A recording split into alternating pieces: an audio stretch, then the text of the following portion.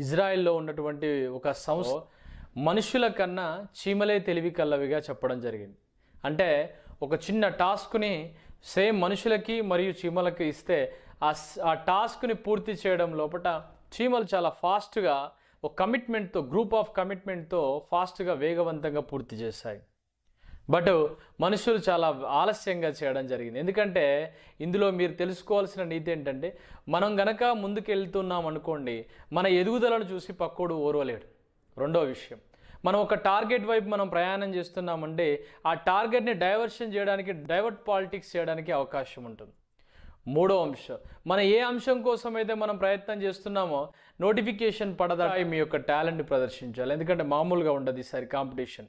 గతంలో ఎప్పుడో 2018లో నోటిఫికేషన్ పడ్డప్పుడు 60-65 వేల మంది రాశారు. లోకల్, నాన్ లోకల్ కేటగిరీలో ఎగ్జామ్ రాసిన వాళ్ళ లిస్ట్ చూస్తున్నాం.